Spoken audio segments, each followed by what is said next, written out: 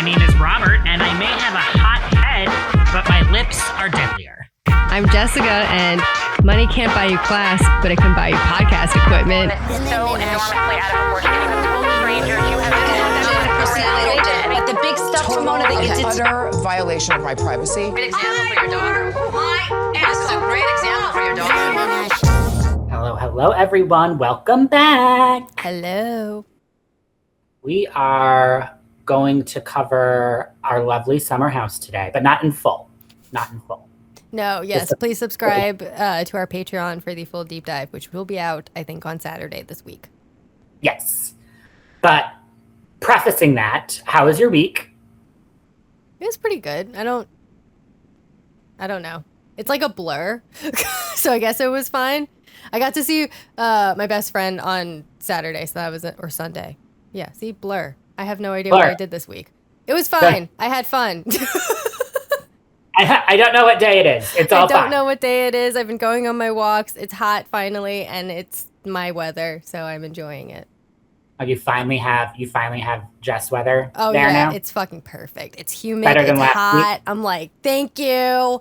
I can do this, and I won't break out in hives. I enjoy you. But how was your week, Robert? How are you doing?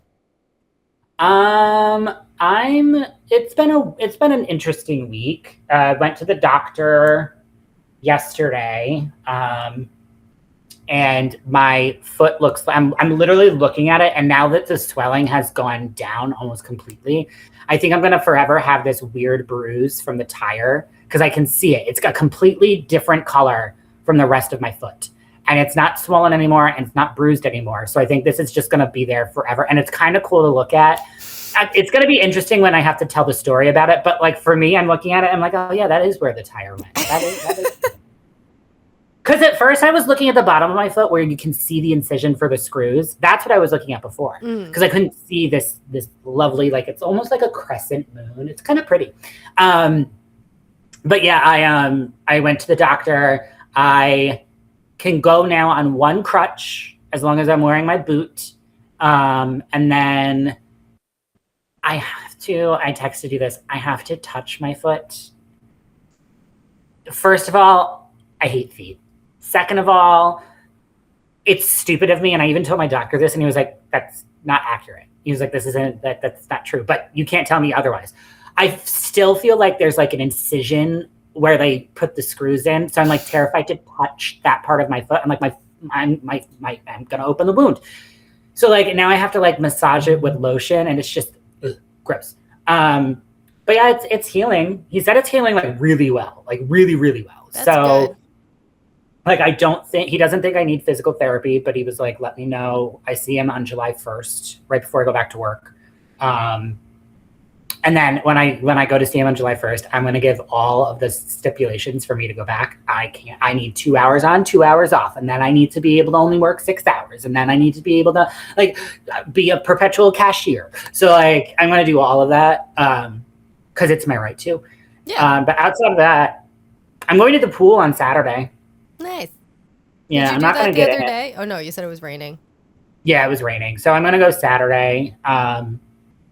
But yeah, that's really, I'm rewatching The Good Place, which I forgot how funny it was.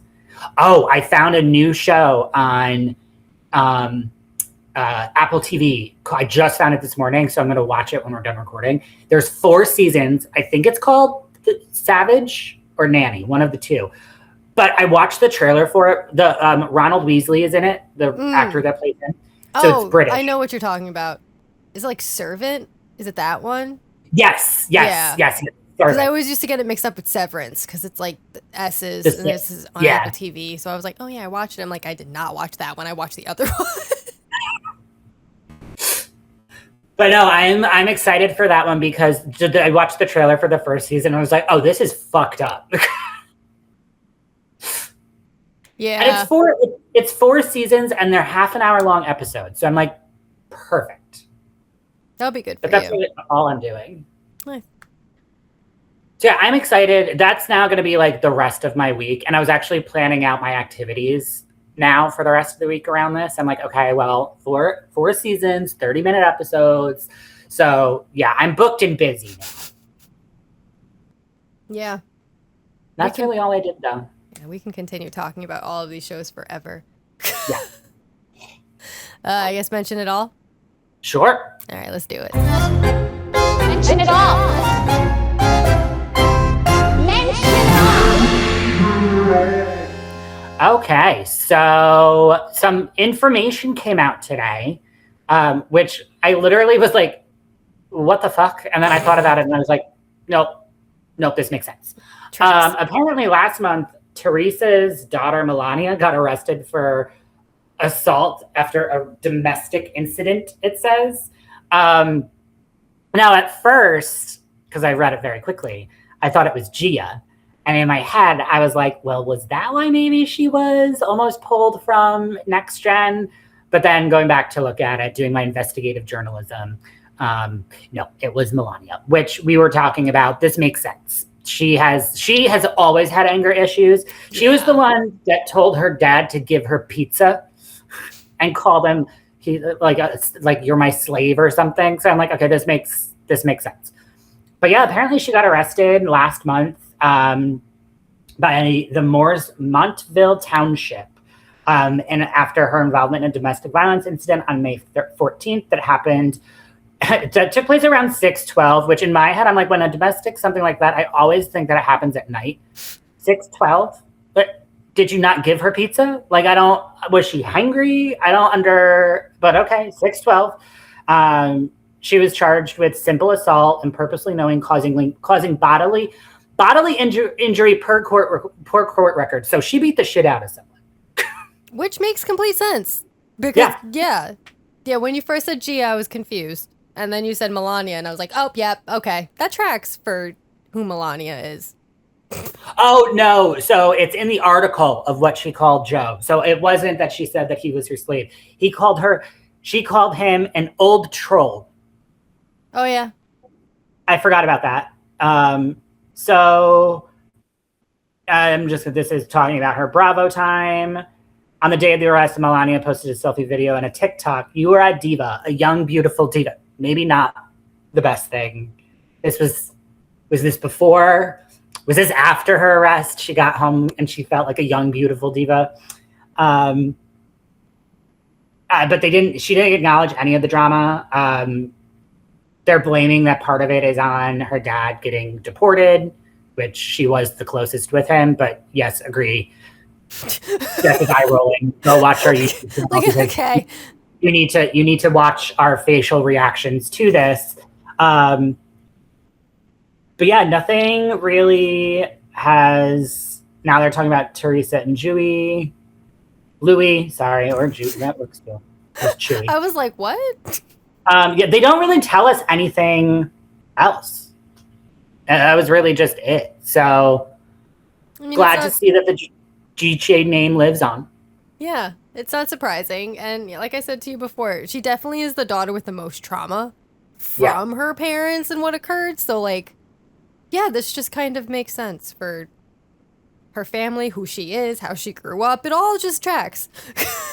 I love that the one that doesn't look like any of them and who we forget is their daughter hasn't made any sort of like national news. Please. I mean, I forgot her name. Yep. Don't remember it. Can't say it. I can't but whatever small town in Rhode Island she's moved to, please keep her there and protect her. Auntie Liz, can you go and make sure that she's like gets food and stuff and like she doesn't go back to the limelight because she's the only sweet one. Yeah. Wasn't like the last season she actually said words and I was like, oh, right. Hi. Yeah, and I think it was like, I'm going to college. I'm like, run away. Go as far away as you can. Go with the wind. But yeah, that was mine. I thought it was interesting that Jersey's coming out soon and now we're getting all of these leaks or like interesting tidbits again. So yeah, that and Next Gen's coming out soon. At the end of this month, right? Yep. I'm tracking all the Bravo shows that are coming out before I go back to work so I can start tracking them and like when I like what days I can say, oh, I have to go home early. I'm tired. Yeah, I'm excited for that one. I also Me too. like really want to start Below Deck Med, but I know Honda likes to binge it, so I'm like, I have to wait. But I want to start season? it. Yeah, because it just started. With Sandy? Mm-hmm. Ugh. But Aisha is the chief stew, She's the only one I like. yeah, they brought back Nathan and Joe, and I'm just like, I'm ready to see this mess. Let's do this. My mention all is actually Jesse dropped his timeline, finally. So we got to actually see what happened. We need to teach him how to increase the text size. I'm old. Yeah, this shit was so hard for me to read. Like, I even right now have to, like, zoom in and change the... I never do my phone landscape, and I have to landscape it because I'm like, I have to zoom and be able to read. But yes, you said you didn't even read it all, right? I couldn't. I got through like the first 2 pinpoints, and then I was like, my eyes hurt. Okay. So we'll go through it since it's also new for Robert. The timeline. February 10th, West and Amanda go to dinner in Miami without me. That's the one I saw. Yes. February 27th, a friend of a friend says West and Amanda seemed into each other, quote unquote, and left a bar together. Same week, word gets back that Chicken Fry's telling people they're hooking up. Chicken fry? The Super Bowl thing? Oh, okay. Yeah. Oh, right. Yes. Yeah. Yeah. February 28th, brunch with the boys, except West leaves after to have another brunch with Amanda and friends. Doesn't mention Amanda is at the lunch. Later, Kyle and I run into them at a bar. West and Amanda are sitting next to each other. Amanda jumps up when she sees us, kisses Kyle on the mouth. I joke, I can't believe you and West are dating. She says, West is my boy. Kyle and I leave. West, Amanda, and friends all apparently head back to West's place. March 2nd, tell Lindsay my suspicion in Toronto. She says no way. March 3rd, tell West that Kyle was annoyed that he ditched brunch for Amanda. West says it's not weird. We hang out a lot as friends, always in groups. March 5th, asks West about the Dumois rumors. His response, we're half as bad as you and Sierra, like the PG version. Wait, what does that mean? I think like how Jesse and Sierra were acting on Summer House. Oh, okay. I thought... Okay. Weird analogy, but yeah. Oh, okay. I get it. Because they were flirty. Yeah. Okay. March 6th, Cabo FaceTime Sierra. Sierra's suspicious too. I call Kyle. He thinks that nothing's going on. He tells me Amanda's location was off in the morning after we ran into them at the bar. He was supposed to pick up the dogs that morning.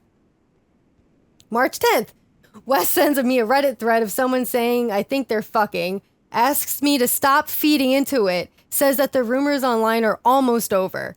I say, I'm not telling randos in Cabo that I think you're hooking up. His words, there's nothing to confirm. It was kind of funny for a day, but I'm tired now. Okay, so now it's making sense as to why, what we learn about Jesse, why Jesse is so upset about this, is because West is gaslighting him essentially and being like, there's nothing, there's no there, you're making it worse. Yep. Got it. Okay, This tracks. Yep. March 11th, drinks with Amanda. I grill her, full denial. March 20th, Neutrogena event in Miami with Sierra and Lindsay. Everyone's suspicious. Sierra, wait for the reunion. March 21st, randomly go meet West out. Amanda there too. Jesse didn't know. We all go back to his place. Amanda jokes sarcastically, are you going to add this to the list of reasons why you think I'm fucking my best friend? I leave. Wow. Okay, well, now defensiveness is coming out. Yeah. March 22nd, Kyle checks Find My Friends. Amanda stayed over West. March 30th, rumors spreading, but still believe them that nothing's true based on what they told me. I text West love and support feeling bad for them. March 31st, the news drops. Confirms everything. I call West out for lying. He's nonchalant. I ask how long it's been. A little over a month, he says. He tells me he thinks he loves her. Okay, now it's all... I wish they had read this at the reunion. Honestly. Are you fucking kidding me? There's so much there that you could have just destroyed West and Amanda on. But no, it's fine. Okay, let's not go there. He brought it, right? But let's not talk about it. Do you think they'll talk about it in that bonus episode? I don't know. Oh, that was so stupid. You should have included that. Mm-hmm. Ugh. Because there's so much there. Like that is holding people to account. You've got time, you've got receipts, proof, screenshots, fucking everything. Yeah. Yeah. Because the fact that like, no, I just can't. I'm going to get into it, and then we're going to get into it in the next segment. So like, it doesn't matter, but like, oh, I just hate them so much. And how could you treat your best? Like, for Wes to treat Jesse like this is so crazy in my brain of like, isn't that supposed to be your best friend? That's why I'm understanding why now, after all of that, why Jesse is so hurt and why he's like, it doesn't look good, man. Because like, it doesn't. You gaslit the fuck out of him, made him feel like shit, made him feel delusional, and then to come out and be like, well, and then even had the nerve to compare it to like Jesse and Sierra. Exactly. Like, that's fucked up. Okay. Got it. But yeah, I guess before we just fully go into it, should we go to Summer House and do a small recap? Yeah. All right, let's do it. Summer should be fun. Minna, not fun. All right. Summer House continued. Remember, this one will be a short one. Please listen to our deep dive. It'll be out on Saturday with all the details. All the things. And maybe comparisons to other Bravo shows because we can't help it, but it happens. Par for the course, man. Right? But anyway, to continue with Jesse.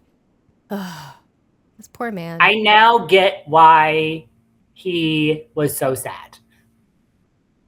Yeah, so many pieces are being put together now between learning about the fact that like he pretty much experienced the same thing while this was going on. Wild. On top of the fact that his best friend was gaslighting him is like this combo of, yeah, he's really fucking hurt. I'm someone whose best friend is hooked up with his ex. And I think a lot of those emotions are coming up.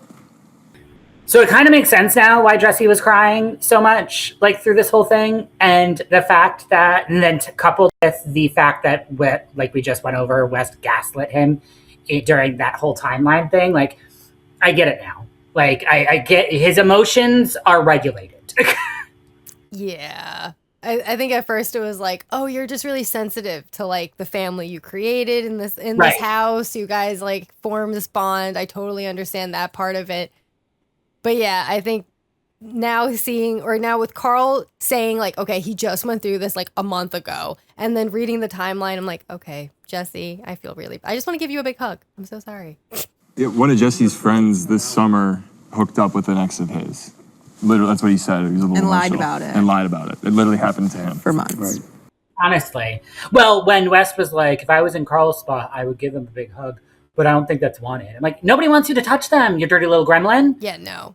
I think Jesse's face when he said that was like, absolutely not. Like, don't come near me. And if I was sitting where Carl is, I would wrap my arms around him.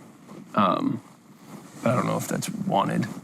Because just when I was reading the timeline, the fact that he also had the nerve to bring up and say like, oh, it's not like, it's like you and Sierra, but the PG version is like, but why even do that?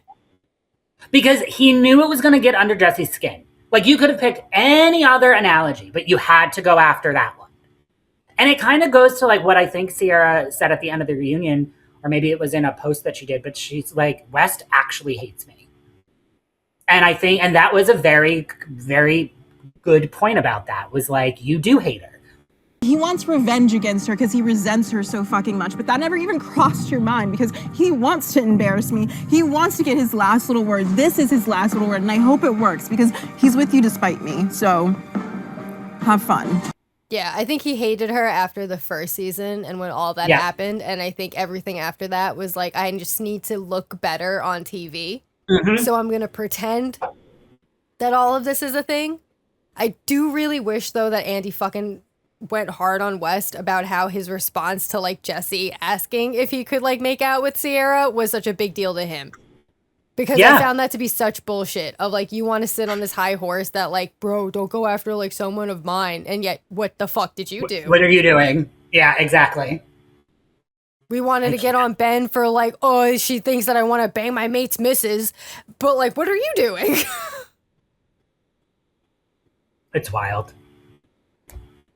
And then another tidbit that I really enjoyed was Lindsay coming out with her wine glass of rosé, being like, "What the fuck are we doing here?"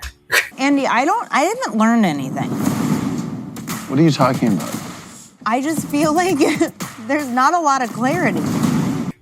And I love, because I've heard a lot of different takes. Like, I've heard people say that they think that Andy's doing a great job at this reunion, which I don't agree with. And then we have my opinion of, I don't think he's doing a good enough job for this reunion. And then we have Mother Hubbard kind of agreeing, being like, I've learned nothing at this reunion. Like, absolutely nothing. Yeah, because everything out of West's mouth is a lie. And Amanda can't keep her eyes open long enough to answer anything except saying just fuck you. So, like, that's fun. And she got progressively worse as the reunion went on. Because, like, she was, to your point, like, legit falling asleep. And then when she was trying to talk to Bailey, the way she was talking, I was like, girl, what? Something's off. I feel like we've had a lot of conversations, him and I, that like made me feel I do not trust him at all. And that's okay. But yeah, interesting Summer House episode. Yeah. I think the thing that had me most infuriated was when Amanda was like, I didn't watch any of the season. Because, like, I just know how, like, people are going to take it and I'm going to get the hate for it and I just can't deal with that. I'm like, you can't deal with that? That's also it's your job. It's literally your job. It's your job, but also, like, your choices made this occur. Like, if you didn't do the things you did and you didn't decide to sleep with the person you slept with, then, like, you would just watch the show and what? You'd see your Ariana arc and be like, oh my God, look, everyone loves me. But because you made a shitty decision, you can't live with yourself with the shitty decision, so you don't want to watch it because then, oh no, I'll have to hold myself accountable for anything that I did. Right, exactly. Cool. I haven't been watching the show, but I know that she has been. I watched past seasons. I have not watched this. It was really tough to watch. Do you plan on watching it? Because it kind of feels like a cop-out not to watch. And that's the whole thing is, like, you're on these shows. We've watched these shows forever. There's the reason that we have reunions is for accountability. Is for reconciliation, accountability, and what we can take away for the next season. If you're not doing that, you don't deserve to be on the show next season. Like, and to say that you're going to do it after the reunion, that takes the whole point of the reunion away. Also, there's no reflecting after the reunion. You're in fucking Italy spitting in each other's mouths. Like, there's no reflecting. This is reflecting? Do you see yourself in the spit you just put into his mouth? Like, I don't understand. Gross. What is the reflecting happening? Oh my God, that's disgusting. And like, now that's put back in my head. Ooh. Oh. You're the one who put it in our shared folder, so I have to see it every time I open it. Thank you. I do. I'm like, I don't know how.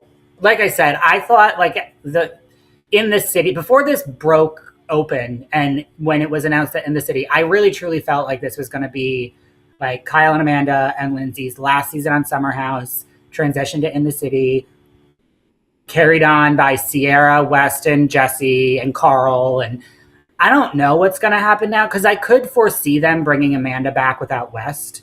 But if you do that, I don't know how you don't get like what we got on In the City, a West cameo. Like, and I don't think Sierra will sign on if there's even an iota of chance of West coming into her bubble. So like, I don't know what's going to happen with, and they have to make, like we said last episode, they have to make the announcement soon. So yeah, I don't know, because it'll just end up be like the last season of Vanderpump. Yeah. When Ariana didn't want to be around Tom, which was completely fair. Yep. She had every right to feel that way. But then everyone got on top of her because she didn't want to film. And I just feel like it's going to be the same thing on repeat if you put these two back in this house, because then Sierra is going to be like, Sierra and Kyle will be like, I don't want to fucking be here for any of this. Yes. And honestly, unfortunately, there's the race part of that too, where Sierra can't really do that. I mean, she can. She's full within her right. But you know what's going to happen. They're going to pull the race card on her and be like, she's the angry black woman. And that's not fair. Sierra's just establishing boundaries that are needed, and they're not going to listen to her. Mm-hmm. So I wouldn't blame her if she didn't come back if Amanda was going to be on this season. I don't know, man. We'll see. This next episode is going to be really, like, transparent about what the future holds for Summer House, I think. Yeah.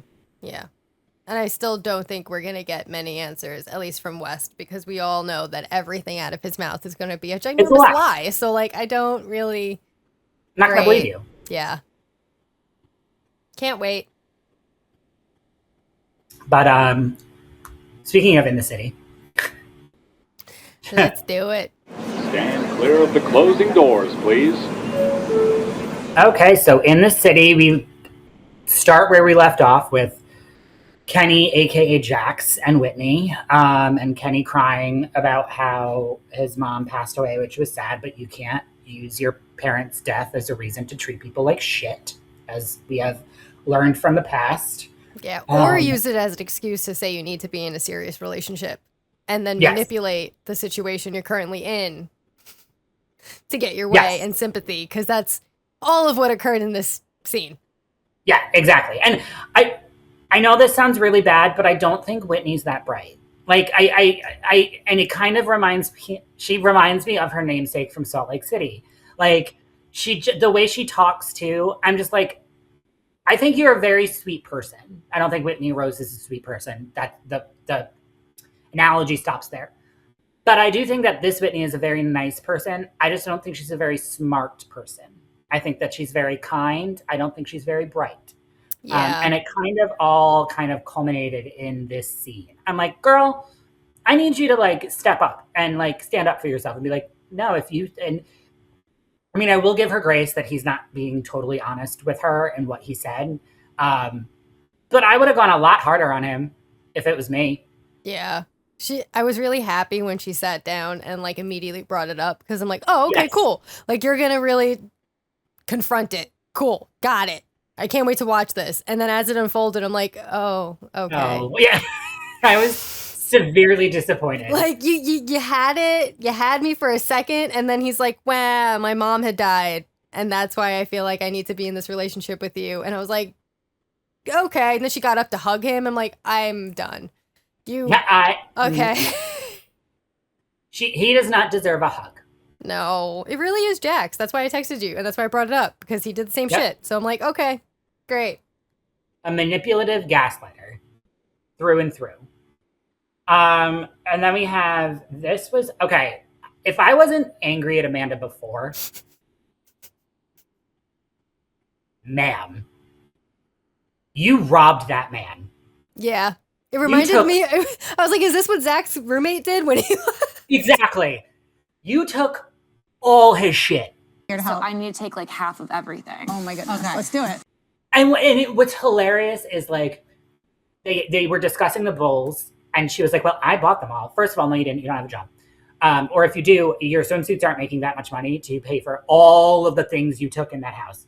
Number one. Number two, they left him with one bowl. What if he has a guest? What if he has a friend over who wants cereal and there's only one bowl left? You took 6 of them. It was the paper towel holder that killed me.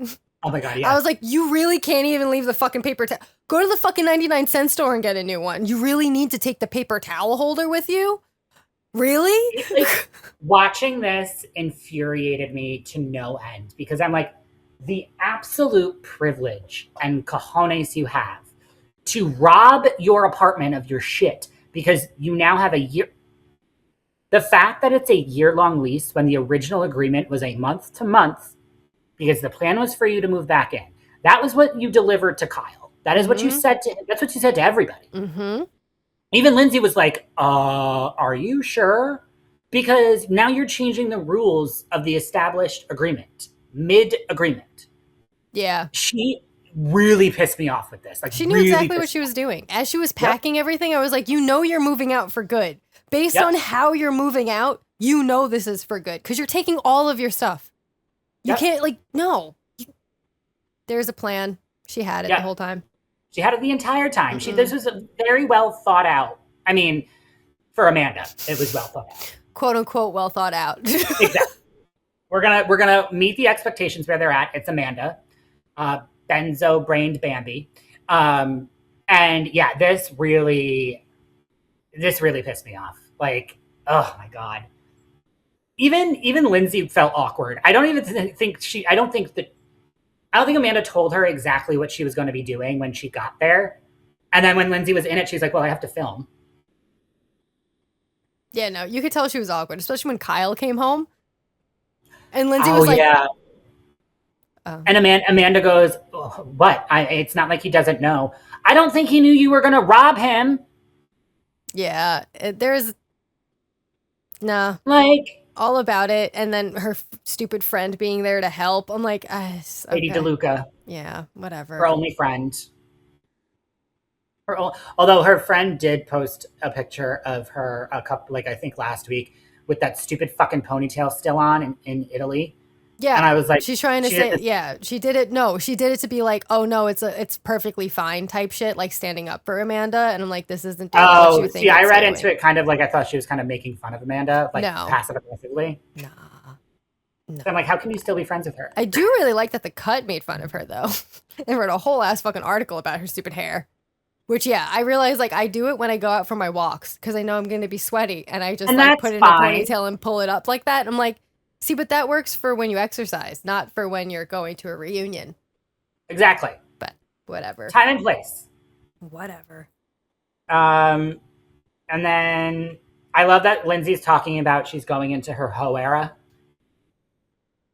Although I did clock it. I knew when we would see the top. This is the top that she was wearing. Mm-hmm.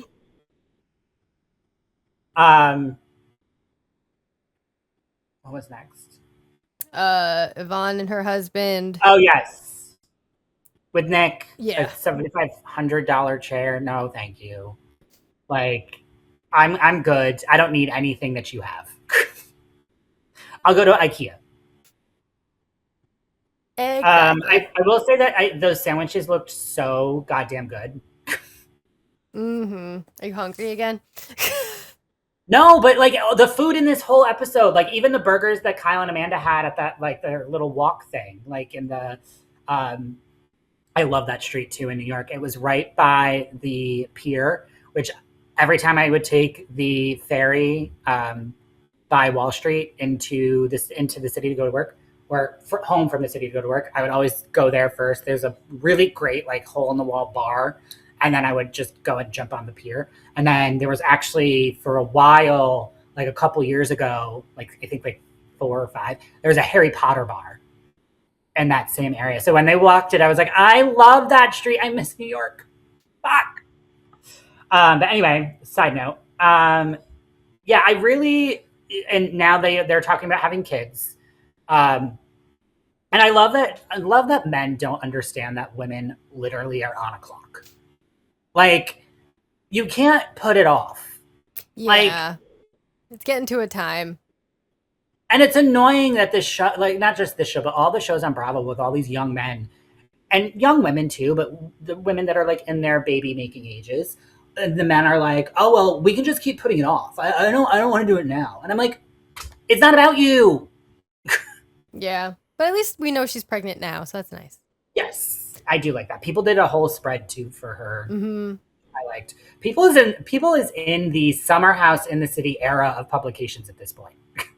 They just pick it up. You know, they did the same thing during fucking Scandival and the rest of it.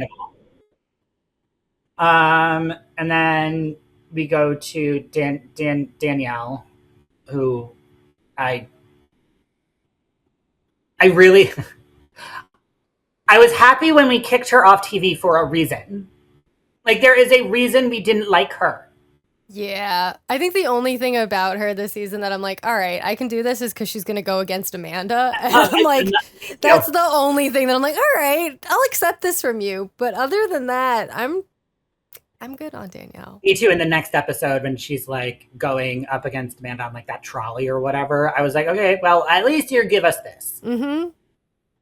And then we got Lindsay then is going on a date with a country singer. He's very attractive, number one. But number two, when they're talking about Nashville being like this big, like party bar scene. There is one street in Nashville, and every fucking show does this that's ever filmed there. New Jersey did it. Orange County did it. Now they're making it seem like there's one fucking street. One street that has all the bars. That is it. I went there for a work trip, and they literally told us this is the only street in Nashville where it's like a party scene. Everything else, and it's true, if you went off that street, you'll get murdered. But there's one street in Nashville. So stop making it seem like it's this like New Orleans kind of city. It's not.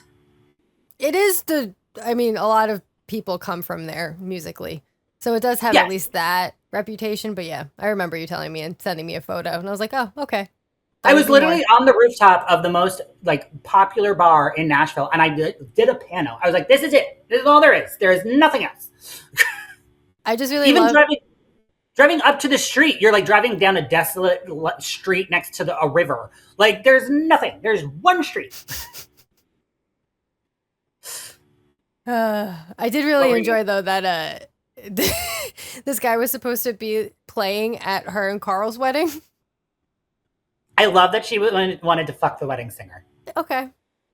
Got it, Lindsay. Cool. What is crazy is that Dustin was supposed to perform at my wedding to Carl.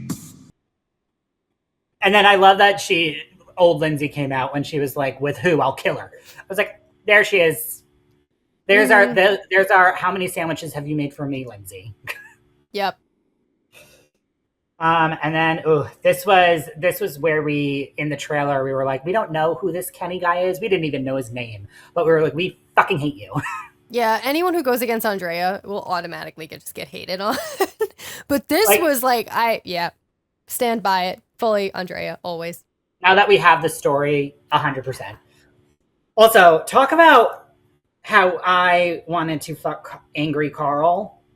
Angry Andrea is like next level because he even had the neck vein, but his neck vein was like a perfect Italian, like just up, no scruff, just a perfect model angry neck vein. And I was like, Lexi, you lucky bitch. I just love that when they were all like, when this was happening, Lindsay's over on the other side, like, laying down in a blanket. Andrea doesn't get activated. Something's going on. What's happening? No, and she even said it about Gavin too. She was like, "Ooh, Gavin has his angry face on." Yeah. And it's because Kenny's being a total douchebag. Yeah. And just trying to manipulate the situation yet again, because the core of this conversation is the fact that you said you don't have a spark with your girlfriend. That's where all of this occurred, because you told Kyle that, and you did say that. You did say it. Those words were said. Fine. Andrea used the word murky. But if anything, saying you don't have a spark with your girlfriend is worse than saying your future's kind of murky. Right. Yeah, I would rather have murky because at least then there's a chance you can get out of it. You can work on it. But if you're saying that you're dating someone and there's no spark, then what the fuck are you doing? And especially because Whitney said she was like the last relationship I was in, the guy said the same thing about me. And I was like, if you're telling us on TV that this happened, then you definitely told Kenny that this is what happened. So now he's doing the same thing. Yeah. Knowing it's going to hurt you. And just like the fact that he kept going on Andrea, like, just stop running your mouth. Just stop gossiping. Just stop doing this. It's like Andrea told his fucking wife. His wife. Yeah. That's normally what occurs. You tell your significant other everything, whether you're married or not. That's just what occurs in life. Someone tells you something, you're going to tell the other person. I don't know. It's normal. There's a reason why you can't be persecuted in a court of law if you're married to each other. Because we get to fucking talk about you to our significant other. It doesn't mean like they get to do that. Sorry that you have a shitty male ego, but like that's them the things, kid. Yeah. And you're the one who said it. So like if anything, just be upset the fact that like you said those words and not the fact that like someone just relayed the words to their wife. I'm gossiping. He's my husband. And I do, like I told you, I do love. I was pleasantly surprised by Lexi because we knew of Lexi from Summer House. We knew that Andrea was deeply in love with her, like broke his heart. The few episodes he cried in, a couple of them were because of Lexi. Like I knew he loved her, but I didn't really know anything about Lexi. Lexi's a badass. Like, for her to, like, without Andrea behind her, because Andrea was in a different room, without Andrea behind her to tell Kenny what was said and own it and be like, yeah, I told her. I absolutely told her because she should know. And I was like, good, I'm going to like Lexi. I already know it. I'm going to like Lexi.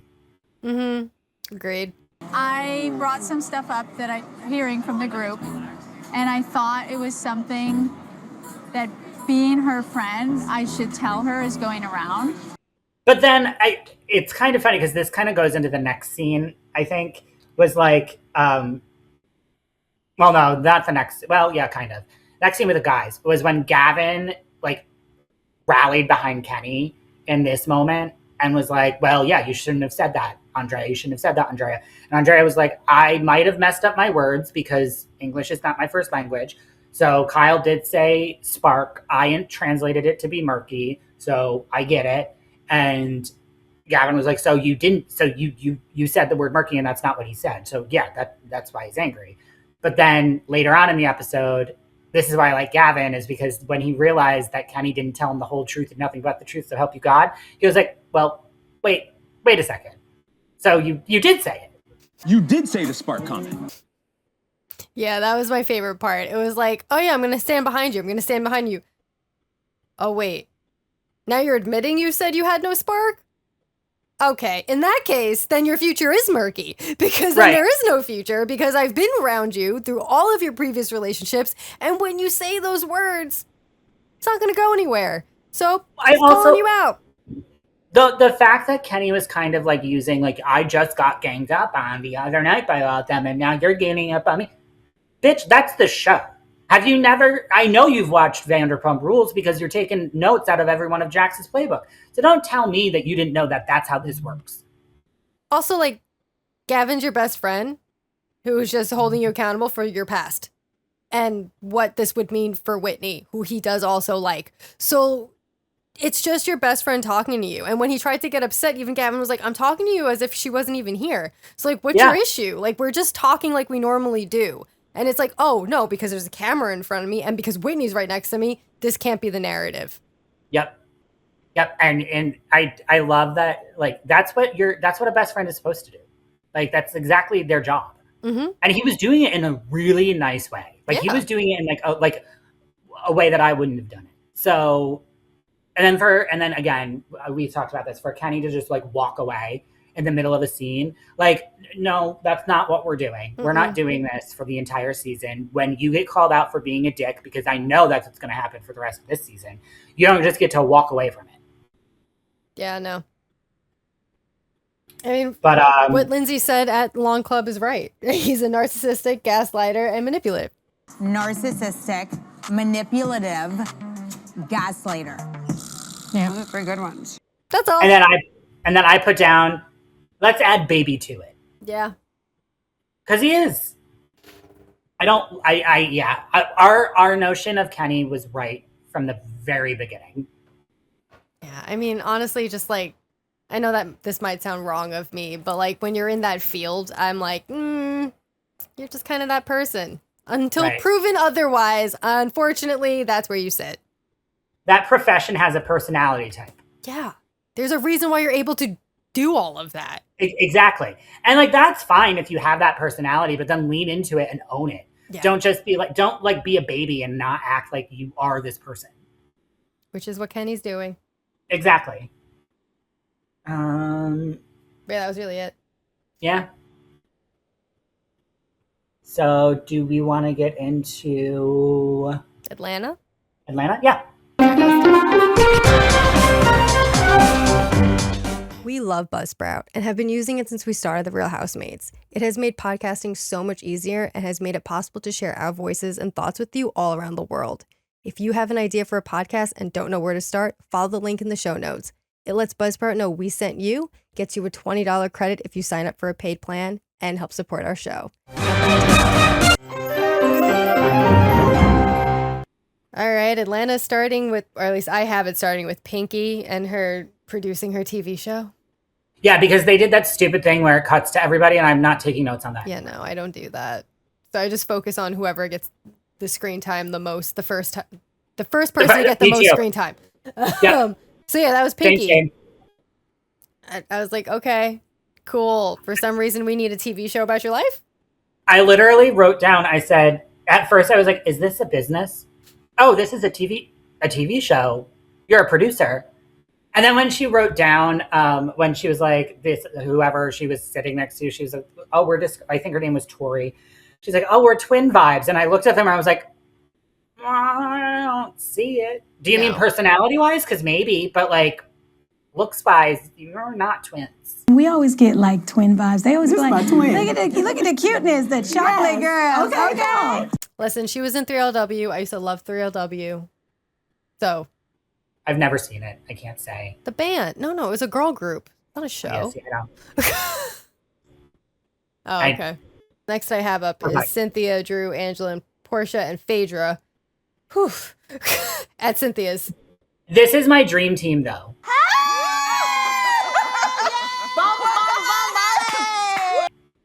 Like, this is the team that I am fully backing. Can I just say, I'm so happy for Cynthia in this relationship. I think, I don't remember who it was. I think it was Portia who said, like, the smile that she was, like, evoking was, like, the most powerful smile Cynthia's had in years. So I absolutely love that for her. I love that he's 39 and that he speaks Dutch. I have never, ever seen all of Cynthia's teeth like this. Yeah, I enjoyed this. I enjoyed seeing him. I did not expect that. Me either. I also like how he tried to say goodbye and all of them were like, what? Okay, bye. I don't know what the fuck you just said, but bye. Exactly. And he had to explain it, and then Cynthia like broke it down in a way. I was like, okay, I love this. Love this for them. Love this for Cynthia. This is what she deserves after all the shit she's had to go through. And again, please make her full-time. This poor woman is doing more work than Kelly and Shamia put together. Yeah. But yeah, they were just talking. Cynthia was explaining they got Portia and K. Michelle to talk again. Angela was going off about Shamia, and then that's when they got the invite from Shamia to her husband's surprise birthday party the next day. Oh, hold on. I just got a text. Wait a minute. Well, not all of them. Oh, yeah, only some of them got it. Right. Less than 12 hours. Which Phaedra was like, I got it like a week ago. And Cynthia and I think it was Drew or someone was like, well, we just got it. Like now. I don't even, there's like a dress code, and how am I supposed to make sure I have the thing for the dress code if you told me about it like 6 hours prior to the party? And what's hilarious is I really wish that we had Kenya on this season, because if that happened to Kenya, she would have shown up in like a tank top and jeans. And she would have been like, I didn't know. You told me like last minute, so what the fuck? Exactly. This is what you get. Mm-hmm. And then they're talking about Angela and Shamina's. And I told Jess this. My phone now autocorrects Shamia's name to Shame. Like it just automatically changes it. So that's her name now in my phone. I'm not changing autocorrect. Autocorrect knows all. So who am I to argue with the all-knowing Apple? So Shame and Angela sat down, and Angela was right. Like Angela, it didn't even take 5 minutes before Shamia just yelled at Angela. We met at a restaurant, and baby, she just came in Destination Hell. This is what bothers me about Shamia is she doesn't lack the creativity, the intelligent creativity to be able to go after somebody other than their looks. She calls Angela Bigfoot. She calls her Sasquatch. Why are you going after their looks? Like, you do better. Be better than that. But she's not. And this is why can't be. Yeah, this is why she needed to stay friend of and not a full-time housewife. Yeah. Because even her, like, excuse as to why the fuck she texted everyone about the last-minute birthday party because she didn't want them to ruin the surprise was the most ridiculous statement. Because I'm like, who thinks that any of them are going to text your fucking husband and be like, oh, by the way, Shamia's throwing you a surprise party? Really? Oh, I even said, I was like, what, they've got a group chat going on? Your husband and all these women? Fuck out of here. Your husband barely likes you. That's what he's not going to like your friends. I don't get it. And what, like, do you think they're going to be in the same social circle and someone's going to mistakenly say something? Like, no one cares this much. This man barely wants to film. barely wants to film. You think that they're out gallivanting around Atlanta being like, let's go kiki with Shamia's husband? Like, I can't stand her. I really can't. She shouldn't be a full-time. Like, and we were right. They took her out of full-time. So yeah, no, I don't get it. But yeah, then we go to Shamia's fucking party. Other than Kelly getting drunk and saying that she basically wants to fuck both Shamia and her husband, and K. Michelle being like, I want to be part of that foursome or whatever. This was so stupid. I would like to sleep with Kelly and Shamia and Gerald and my husband. I want all in. Although I will say, Cynthia saying Shamia to stop calling people names, and then Shamia basically saying, I'm going to call them names no matter what. I don't really care. I was like, you're a dick. You're just a dick. We just not call her Bigfoot. I'm going to call her Bigfoot as long as I want. Now, as a member of the Bigfoot community. Not Bigfoot community. You wear yours a little bit differently. You don't be tripping over your feet. Yeah. That's also the only 2 notes I have for this entire thing. It was just Kelly saying their couple goals and really fucking wasted. And yeah, Cynthia being like, stop calling Angela Bigfoot. Yeah, and I love that Kelly was crying. And everyone sitting there was noticeably uncomfortable. They're like, why? What? I don't understand. And then Kelly being like, yeah, I was drunk. Still though, like, you were that drunk? Yeah. What's going on in your personal life that you get this drunk and then say that they're couple goals? Well, even Phaedra in her confessional was like, why is she saying she wants to fuck Shamia's husband? Doesn't she have a man? Like, where are you on, Kelly? She already supposedly had a man. So what is she talking about if the next event has a man when she got a man? So fucking, Jarvis? Yeah. So confusing. Then we go over to Portia and surprise, Giselle. The more I think about this scene, the more I'm like, why? Well, you didn't need this. Nothing came from this. Nothing productive came from this. Nope. There was no storyline here. Nope. It was just Giselle coming into Atlanta. Yep, because the only note I have is talking about Shamia. And that was that's all it was. That was okay. It was just that they were talking about Shamia. Yeah. And why are we beating this dead horse? We know that they're never going to be friends again. It doesn't matter. We don't need them to be friends anymore. So, like, what's the problem? No. Let it be. And Giselle, you don't have a dog in this fight. Like, why are you the one asking? Like, I've never even seen you film, talk to, interact with Shamia. How is this a part of your life? Go back to Potomac. Please. They need help. They need you there. Yeah. Now we're at the audition. Yeah. This was weird as fuck. This is the weirdest fucking audition I've ever seen. It's Shamia shows up, reading her lines. And then we have Drew, who is the most delusional of all the housewives. Absolutely fucking love her. But she said straight out the point, I am not here to audition. I am just here to get the part. I wasn't planning on auditioning. And then when she sits down with Shamia, and Shamia's like, do you want to run lines? And Drew's like, oh, no. I don't do that. I don't run lines. I am just here to show up. Ma'am, you just started a movie where you got killed by an alien in 10 minutes. You want to look at him at the side? I know. Her thing was like, I'm not auditioning because, like, yeah, Pinky might have asked if I wanted to, but I told her to contact my manager and send them the script and make sure that, like, we can review it before I even do this. So, like, none of that happened. So, like, I'm not auditioning. And I love that she walked in and told Pinky, yeah, I'm not auditioning. So why are you here? Well, just to say hi. Please leave. Get some congratulations. You know I never give Pinky her due because I can't stand her. But valid point when she was like, okay, then you can go. Because I actually have people that need to audition. Yeah. Crazy. And then Shamia does audition, does a terrible job at it. Now she thinks that she's a world-leading actress who has a rum company. Now I got this. Acting, check. Grenade on the rum, check. I am well on my way. I'm like, the level of delusion between you and Kelly, like, I'm gonna need a big dose of humble pie. She's just trying for every storyline, every and any storyline, and see what will stick. Because they're all repeated from previous people. So, like, what's next? Is she going to open a weed business? Probably. She'll join Liz and Dolores in their menopausal weed gummies. Oh, I was thinking Stacy. Well, Stacy too. And don't forget Wendy. When.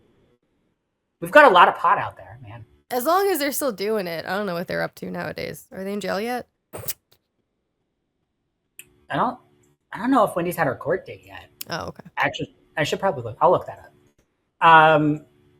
Then we go to the most random scene in the entire episode, which is wild because I think this entire episode was filled with random scenes. Yeah. K. Michelle and Phaedra fishing. Nothing came from this other than K. Michelle said that she would go to Drew's event if Phaedra went. Cut to Drew's event. Phaedra's like, oh my God, no, couldn't make it. Glad you're there. Bye. Also, like, neither of them know how to fish. No, none of them.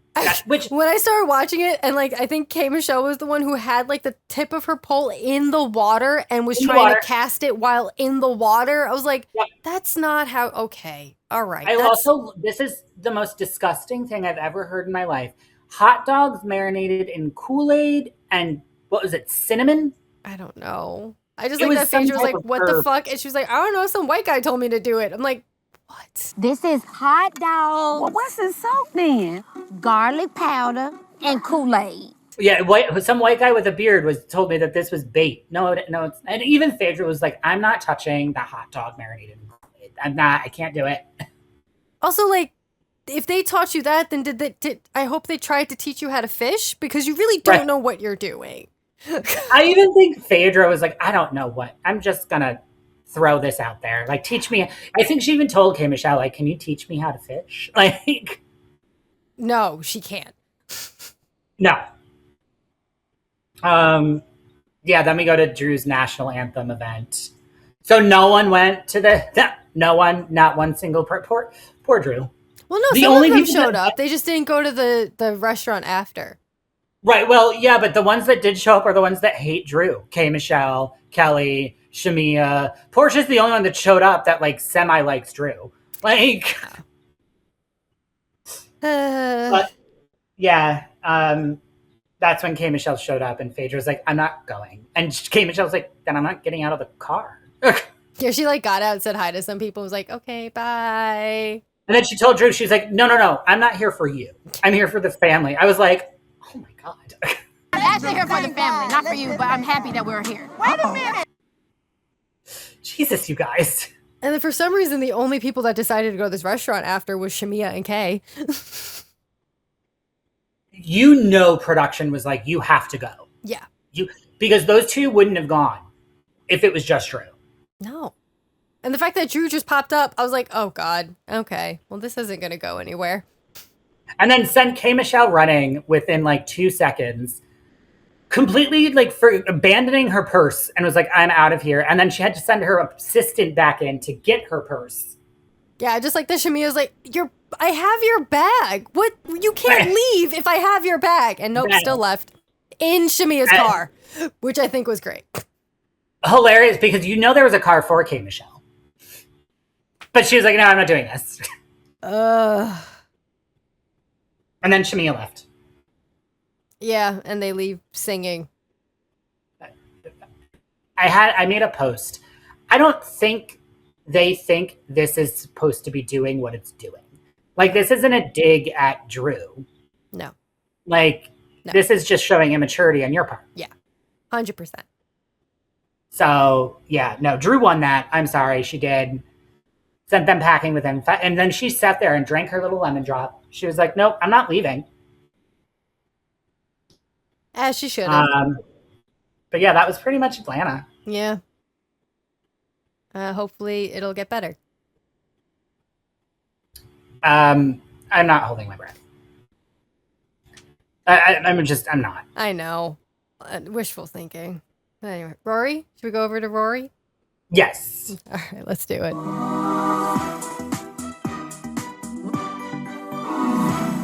Okay, so we start with the Joellen leaving Liz's sit-down brunch thing.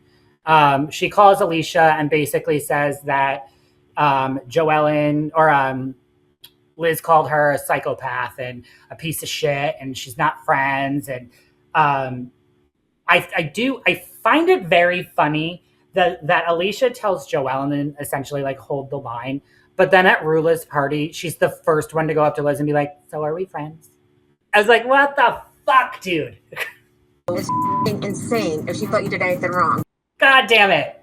Yeah. I do feel like, I don't know, sometimes friendship breakups are harder than like relationship breakups, you know? Oh, 1,000%. Yeah. Living through it now. 1,000%. Yeah. Like having gone through it, it's like, it hurts more and it's harder to get over. So I could see why Joellen was like, I don't want to just yet. Oh no, I'm throw in not the blaming. towel, but Yeah, I'm not blaming Joellen at all. I totally agree. Like when this hits you out of like recently, when it hit me out of the back of my head, like I'm still recovering from it and trying to like piece together like this situation and like the pieces. And no, I totally 1,000% agree. It's absolutely worse. That's why when she was in her confessional being like, "I'm fine. No, I'm totally fine." I'm like, it's okay to not be okay, Joellen. Like this is a very hard thing to go through. Mm-hmm. And also, I think Liz is actually certifiably crazy. So that is... Yeah. Just always stay on Liz's good side. I understand why Alicia says all that and like everyone has that thing about, I get it. Just stay on Liz's good side and you're fine. Or fake it. Stay there. Yeah, just stay there. Don't go anywhere else. And then we go to... I'm so infuriated with this woman. I don't think I've ever disliked a housewife for not doing their job ever as much as I dislike Rulla. Like, be on the show or don't. I don't really care either way. But you have not been on this show the entire season. We're going into the season finale next episode, and you may have been on 2 episodes. Yeah. If that. Yeah. For even like Rosie to call it out on camera, like, "Oh, I haven't seen you in forever since what, the polo event?" And like, how long ago was that now? Like, that was 2 episodes in. Like, bro, what the fuck? You got promoted to just actual housewife, and you're what are we doing? Are you kidding me? If I was on one of these shows and I was a friend of, and you promoted me to full-time housewife, I would eat that shit up. I mean, like, you had Cynthia, who is a friend of, having a full-ass trip, bringing everyone to Dallas. And then you have Rulla, who's actually a housewife, and is like, maybe I need to show up, maybe I don't. I don't feel well. Like, if I was Rulla and I got promoted to full-time housewife, my ass would have been in that car. I would have sat down at that lunch with Joellen and Liz and be like, "So what's the hot goss?" Like, I would be in every fucking scene I could get to. But now, no, we're stuck with her at her husband's foot doctor place, and they're planning to do a belly dancing party, which I just have to say this. Your husband has been filmed and accused of cheating on you, and your idea is to have your house filled with half-naked women? Yeah. Make it make sense. I get it that she wanted to do something from her culture, and like, all for it. Have fun. Do your thing. Agreed. But just not belly dancing. No, just everything that she does, everything they do together, I just hate, because I'm like, it's gross. It's like, it's more performative than like any of the other bullshit we watch on the screen. And that's saying a lot. Like, we're watching people clearly dictating and like narrating their lives on screen, making sure they're mic'd or not mic'd or whatever the fuck it might be. How am I being seen? I'm going to make this up. We're just going to say this. But whatever Brian and Rulla do, I'm like, I don't care. You do nothing to help a story continue. You just want to keep saying that things are being made up about you. You keep saying you're too sick to do anything. And now I have to give a shit that you're throwing an end of the summer party. And this is how I know that Rulla doesn't know what she's doing or has any inkling of how to be a housewife. Because, okay, so let's just say you've only been on 2 episodes, right? Barely a part of the cast. You had friend of status. Why, on God's green earth, would you not invite Joellen to your belly dancing party? Where you two have been the main clash, the main storyline of the season. Why would you not invite her? That's you not doing your job. Mm-hmm. And it's infuriating. I don't want the dark energy in my house. Bitch, your husband brings the dark energy. Yeah. The only way that would be acceptable is if you showed up to everything else. So that's exactly my point. If you were there for the Boston trip, if you were there for the haunted mansions, like if you were there for everything else, I could understand. You want a little bit of a break. Yeah, fine. You haven't seen Joellen and since the fucking Polo episode either. So like, why are you actively trying to not participate? Yeah. Because in all the other shows, there are plenty of times where someone's like, I'm just not inviting you because like I don't like in Atlanta. Shamia didn't invite fucking Angela and Portia to her husband's fucking birthday party. But you know what? That's fine. That makes sense. It's all okay. Yeah, and Shamia's having sit downs with Angela and with Portia, and like, I can't believe I'm defending Shamia, but she's doing the part of what a housewife is supposed to do. Yeah. You're not. No. And it's really fucking annoying. She's not the one that's like, okay, like, we hate you, but we accept why you're on the screen. You're not hitting any of the marks. We just hate you on the screen. And we don't want you on the screen because you're never there. Good God. Everyone else that I've hated, I'm like, I get it. Amanda Francis, I fucking hated you, but like, I get it. Yeah, exactly. And apparently Amanda Francis was actually also in Rulla's position as a friend of, but because she delivered, she became a housewife. And at least I can say I remember something from her. Her stupid fucking manifesting everything. Fine, I got something from you. What am I getting out of Rulla? Literally nothing except for a husband affair that you're not even really going down the rabbit hole of. All I'm going to remember about Rulla is that you were always sick and you never showed up. Right. You called out every episode. It's a great reputation you built for yourself in the past 11 episodes. But don't worry. She got signed on for season 2. So we'll have another season of her doing absolutely fucking nothing. Son of a bitch. Okay, moving on. Then we were at Ashley and Jared, and they're contemplating whether to shut Audrey's down. And my only note is, like, pick a lane. I don't fucking care what you do. But, like, I can't listen. Do I, don't I, do I, don't I, do I, do I, don't I? Are you going to cry? No. Okay. Well, maybe I do keep it open. Maybe I do close it. I can't. Jared, your hotness can only go so far. It's just like, if it's making him happy and you don't, yeah, like you have other sources of income and like this is just keeping him happy, then fine. Let him keep it. If on the other hand, you're losing money, right, and actually keeping it open will make you guys suffer, then all right, maybe close it. But let's not forget they were both on The Bachelorette and they were both on The Bachelor and they've both been on TV and they're not hurting for money. And it's as also long as Rhode they were Island. Smart with their money though. Right. Well, yeah, I mean, look at Heidi and there Spencer. are plenty of people who are like real dumb and have nothing left. But from what I've seen of them, they don't seem to be dumb. Like the fact that they're taking time right now to figure out if they want to keep Audrey's open makes me think, okay, so you understand how money works. Yeah. Unlike Teresa, who paid for furniture in cash during a recession, doesn't know how money works. Just signed her name willy-nilly. No idea. I have hope for these two wild kids. I think they'll make it. Yeah. And then we go to Liz and Dolo. I never even thought about this issue, but I fully supported that menopause should be, if you're going through menopause, you should be as a protected class. It's something that's happening to you because your body is doing it. Every other thing that falls into that category is a protected class. I don't understand why menopause isn't. We are the first state to make menopausal women a protective class in the workplace. But then I remember that the United States is a sexist, racist, xenophobic, homophobic, transphobic piece of shit state to live in, so I get it.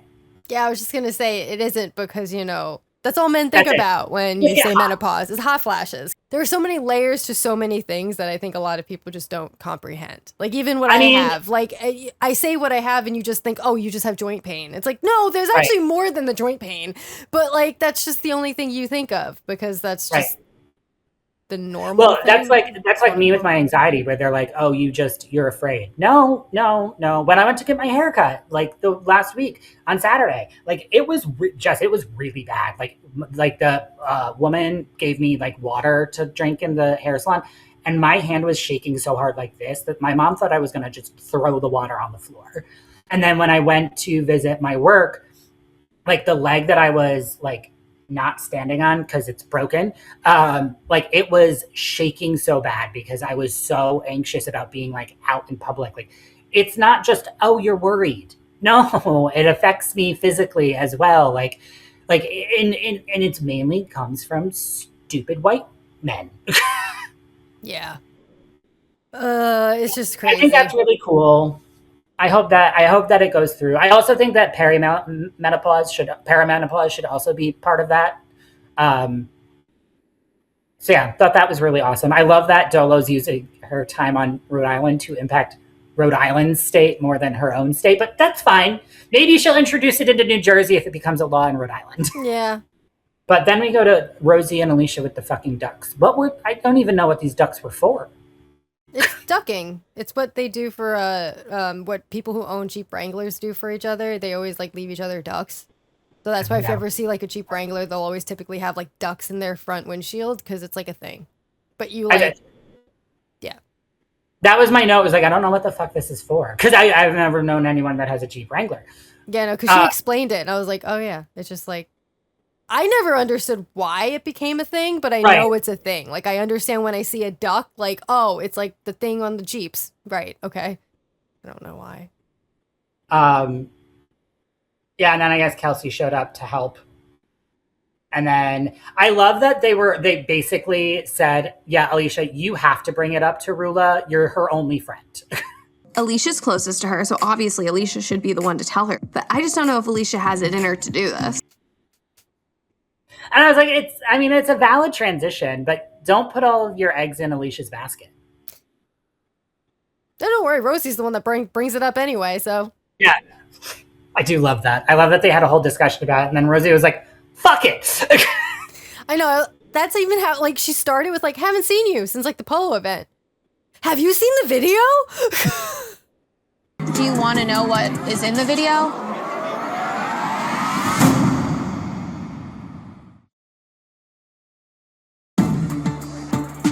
Alicia told me a little bit about the girls' trip. You were a big topic of conversation. Why? Do you know about the video? I don't know nothing about a video.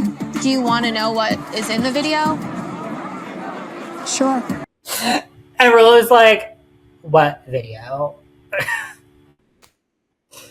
Oh, yeah, I guess we're there. We're at Rulla's belly dancing.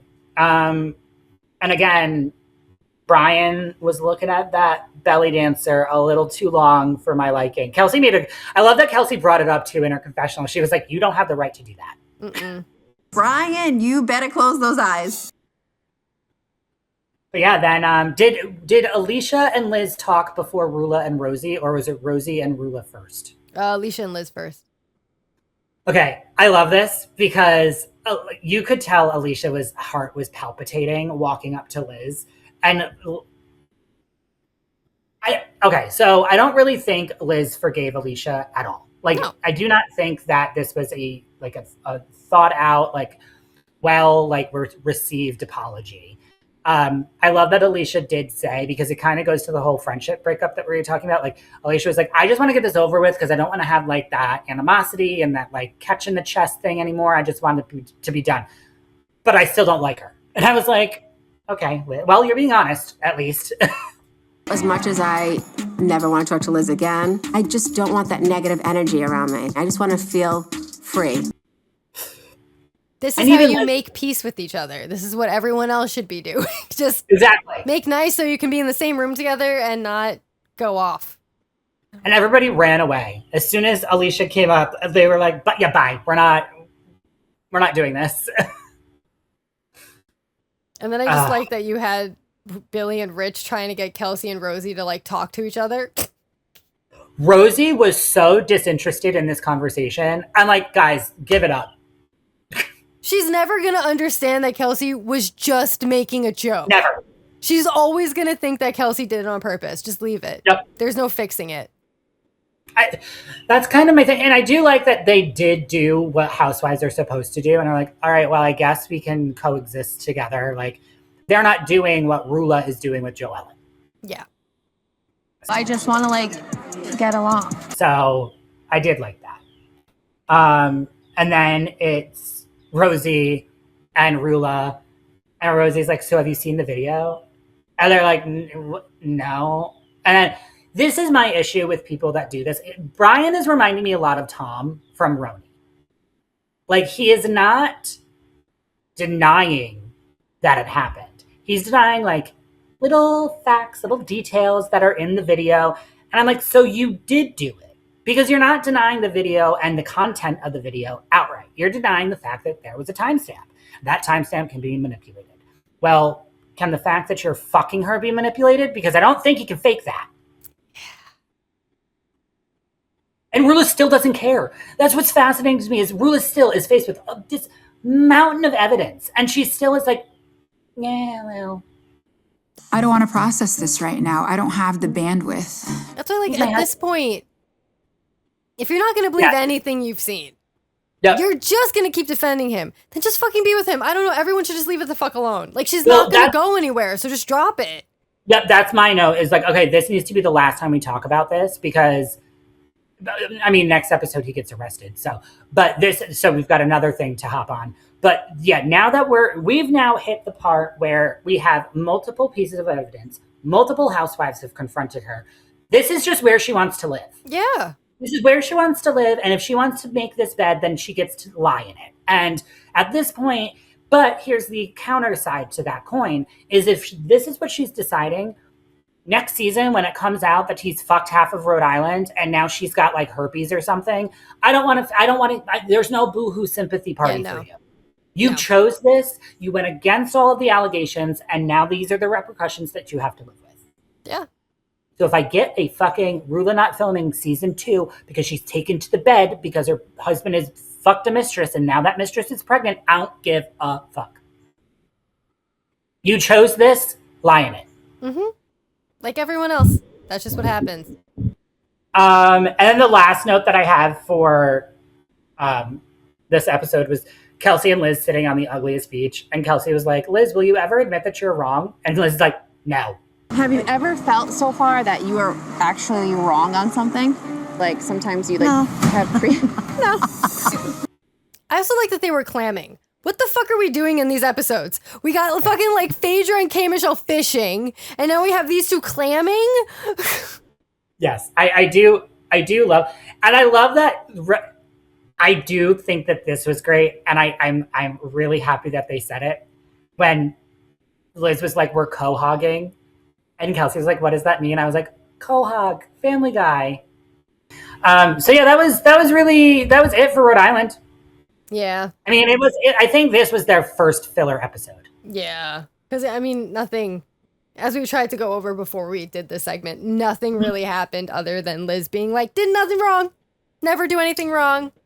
All good. I'm perfect. All good. Yeah. And Rulla finally being like, well, I guess since I'm getting a paycheck, I should show up. So I guess she'll go to one trip. She's going to Block Island with them, so I guess that's it? Yes. Yay. Something to look forward to. Which I think at this point now, though, I just don't care.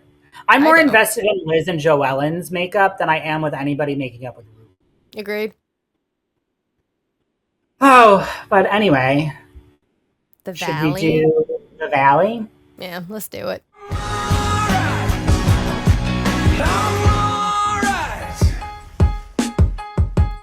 All right, the Valley. I have it starting off with Janet and Jason because, I don't know, it started, I think, with the crap and I don't care. So, mine too. That's what I said. This was another one where they started jumping all over the place and you can't. Janet was taking Jason home to take care of him because he's bedridden for a few weeks. And I do really love, because this is how I treat Honda. Like, you can be a dick for the first 24 hours of you being in pain. And then after that, you need to shut the fuck up and get your shit together and be a nice human again. Thank you.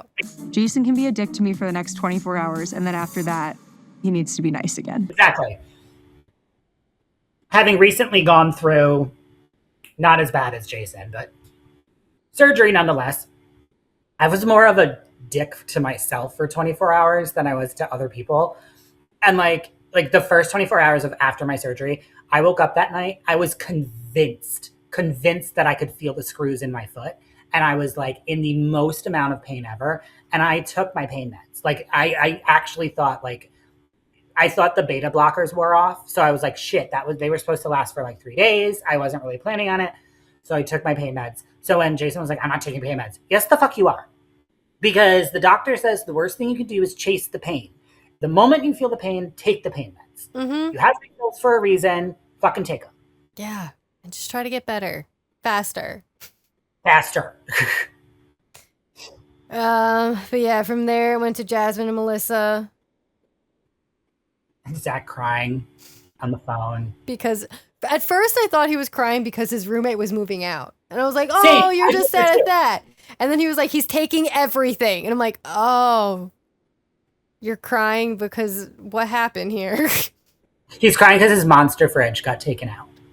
I don't want to cry about it, but like, he just like... Yeah, because he's just been your friend forever. This sucks. Yeah. He just basically like was not even going to tell me and then just took the monster fridge and everything else. When they cut to that monster fridge, I was like, I would have taken it out a while ago. Yeah, I haven't seen one of those promo fridges in such a long time. Same. I was like, when the fuck did you get this? Because I remember at my old job, we had an amp fridge. Not even a Red Bull, not even a Monster, amp. If you can remember that energy drink from way back when. I never was a fan of energy drinks. I've never been into them. Even Celsius. Like, I can't. Oh, I enjoy Celsius, even though it's horrible for you. Every now and then I'll give myself one. But anyway. Yeah. And also Brittany's apparently planning the party while she's also bedridden because she got her boobs out. Yeah, which I would have probably redelegated the party planning to somebody. Yeah, why are we having, all right, whatever. Shot over to Nia and Michelle.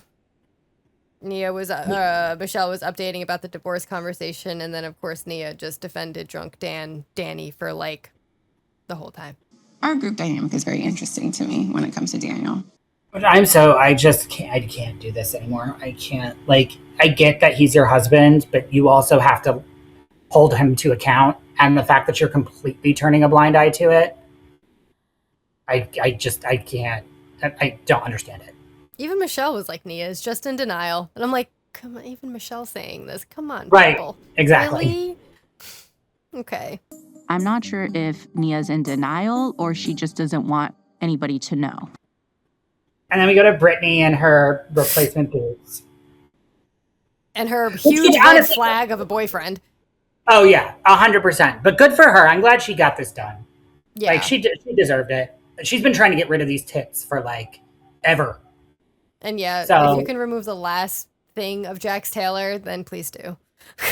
I don't think I would have supported it as much if it wasn't because of Jax Taylor that she got them. But because it was from Jax, I'm like, burn them. Yeah. Take them out and burn them.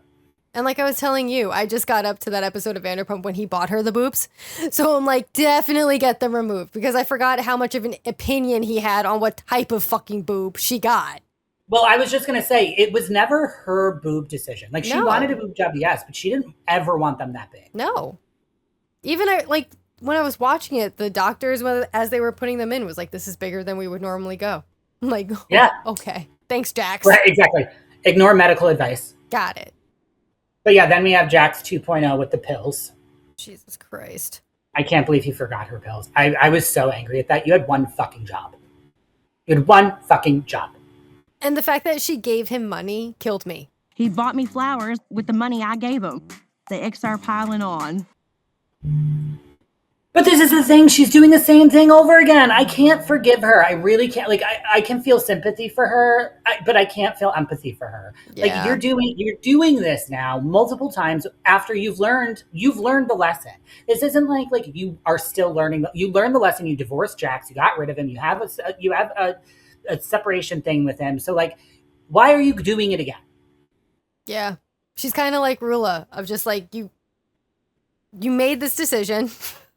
Right. We don't really feel bad for you. When you got with Jax and decided to stay with Jax and decided to marry Jax, that was your choice. We all understood who he was. You decided. After it was proven that he slept with Faith, and he admitted to sleeping with Faith.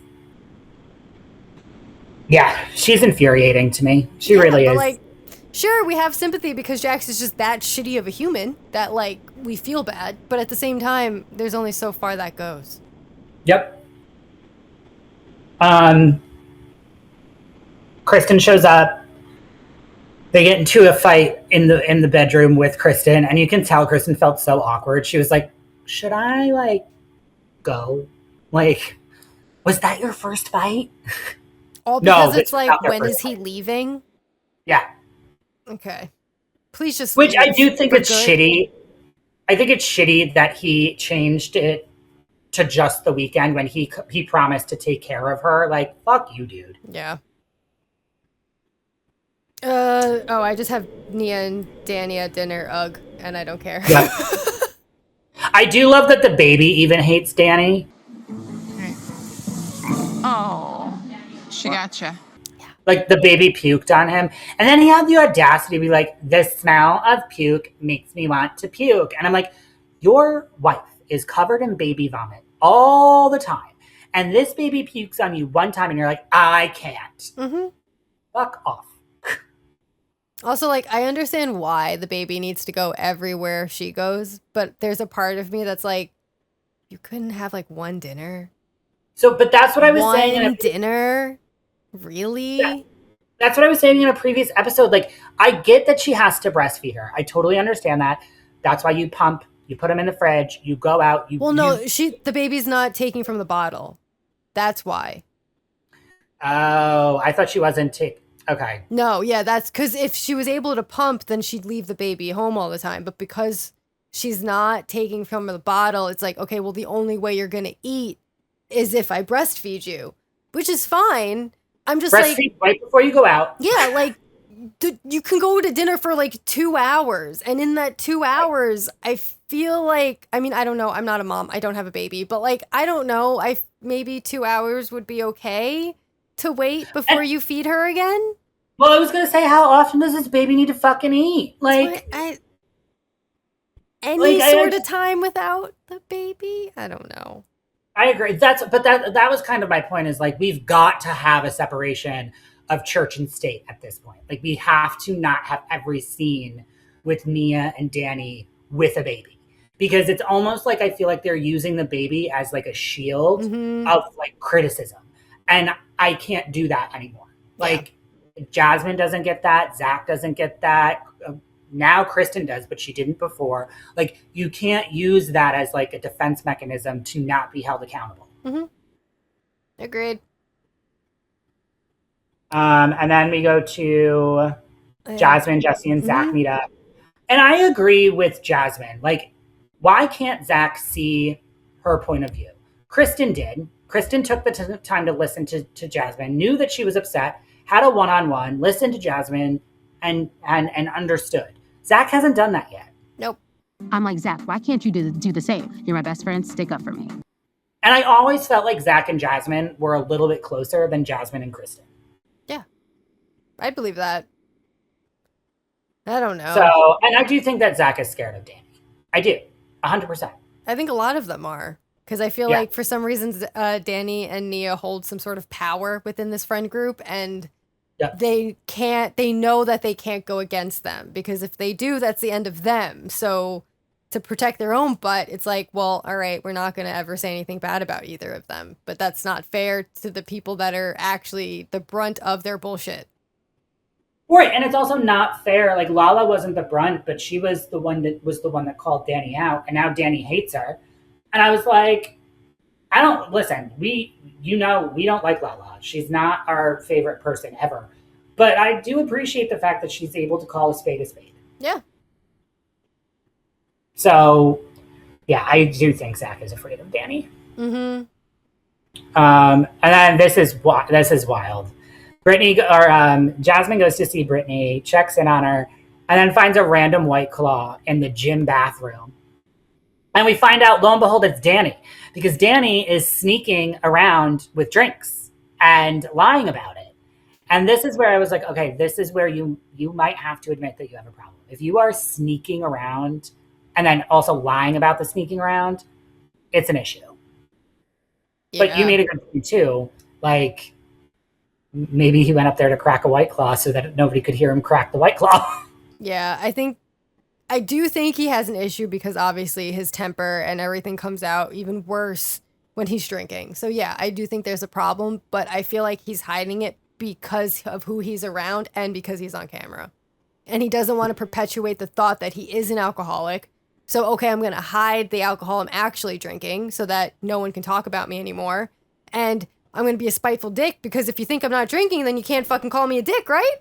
You can't be mad at me because I'm not drinking. So, oh well, there you go. Or like I said, he's going to say, I was a dick when I wasn't drinking, so therefore alcohol isn't why I'm acting this way. When in fact, when he says he's not drinking, he actually is. So it's like that symbol of like the snake that chases its tail. Like it's never ending. Yeah.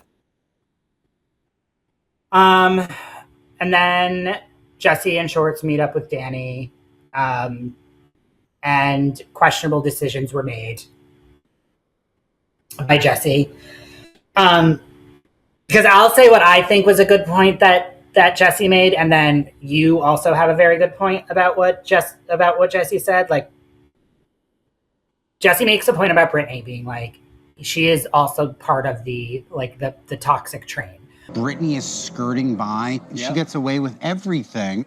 But because she's always been the one to hide behind somebody, she's always able to come across as like the supportive friend and the friend that's always there, when in actuality, behind their back, she's the one that's throwing the rocks. So I do understand where Jesse is coming from when he says that. However, Jess has a very good point about why he did it. Yeah, what he said about Brittany is true. But there's really no need to throw Brittany under the bus right now when the main topic right now is Danny and his drinking issue.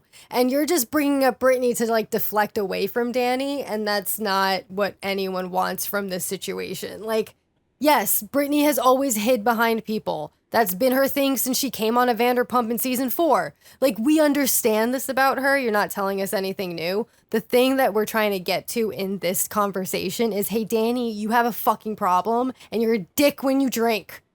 Yeah. That's it. That's all this needed to be. But no, for some reason, it's like Jesse's like, nope, Danny doesn't do anything wrong. It's actually just Brittany. When it's like, no, it's not just Brittany. Brittany's not even the main one with the issue. Like, the last thing that we need to do with Danny is give him another enabler. And that's kind of what Jesse is doing. And what I said was, like, you can have the conversation about Brittany being a spineless little twat, and also Danny having a drinking issue. Yeah. Or not a drinking/anger issue. You can have those two conversations. They can be had at the same time, but you don't need to use one to go after the other. No. But again, maybe I'm giving too much hope for emotional intelligence from the men on Bravo, because we know that's shitty. I mean, at the end of the day, it's like we said with Zack, everyone's just afraid of Danny and Nia. So I think no matter what happens at this point, if they want to make sure they stay on their good side, they're going to do everything they can to deflect and make sure that like they're defending Danny and defending Nia against the other one. So they're going to throw the other ones under the bus. So, okay. Glad this is the storyline we're all deciding to go down. Yeah, and it's going to come up later on in the season too, because the mid-season trailer where Brittany confronted Kristen and Zack and was like, so you believe Lala over me, or you believe Nia over me and Lala? And they were like, yeah. And I was like, oh, here we go. Yeah, and it's just where that division happens. And I mean, I guess that's what they do best from Vanderpump Rules in the Valley. Whose friendship side are you on? There's something in the water. Yeah, because it's been since day one, so whose side are you on? And then we go to... Oh, Brittany gets checked up with Janet. Glad she's doing well. And then we go to Zack. We spent so much time talking about this in the pre-notes. It's wild. Zack and Benji's apartment warming, aka what looked like a dorm party for a bunch of freshmen. Literally. Like, the folding chairs in the circle I was like, oh my God, I'm back at a frat house. Jesus Christ almighty. And when Lacey walked in and was like, yeah, so when I used to walk into apartments like this, I would just leave. And I was like, I would too, Lacey. I am on Team Lacey on this one. And then when even and her Michelle opening walked every in, Domino's box and being like, ew, ew, ew. I was like, okay, her expectations are way too high for this. I also really liked when Michelle walked in and she was like, oh, okay, here's a bottle of wine. And Zach's like, oh, well, no bottle opener. So, okay. And then are you okay with the red Solo cup? And Michelle in her confession was like, I haven't drank out of a red Solo cup since like college. What are we talking about right now? I don't drink out of red cups. Exactly. And they're labeled. And they were labeled, which tells me that you only could afford like one sleeve of like the smaller pack of the red Solo cups. So like, really? Which also reminds me of college, because I remember when I got my red Solo cup for the frat parties, I would always write my name on it so that like I didn't have to go and find like some random like unused Solo cup that could have already been used. So I was like, oh my God, really guys, we got to do better. Yeah. You're on Bravo. This is your third season. Like, do better. And then when Kristen and Luke walked in and Kristen's like, wait, we bought him that TV. What the fuck just happened? Yeah, so that was my thing. I was like, why is your apartment completely empty? Like, I get that like one or two things could be missing. Coffee table, sure, why not? Couch, sure, why not? You've got a couple of like lounge chairs left, an end table or two, a fucking lamp. I didn't see a lamp at all. So I'm like, did you own anything in this apartment, or did he rob you like Amanda robbed Kyle? I'm going to say robbed him and he just gave That's what I think. Yeah, I think he just I think took that's why he was everything. crying. Yeah, because like I highly doubt that his roommate bought all of it. I mean, even when Right. we lived together, like we still split, or like you bought one thing, I bought another thing. Like that's just how it happened. It's not like one of us bought the entire fucking apartment. Yeah, like you bought the dining room table, I bought the wine rack bar cart. Mm-hmm. Like it was simple, but you walk in and this place is desolate. It's like an empty like a hotel. Like there's nothing in it. I love how even like he must have taken like the paintings off the wall because you could still see you could like see the hooks the- on the wall for whatever was there, and I'm like, really? You had to even take all? Okay. See, in my notes I have, if this was the case, I would have canceled my party.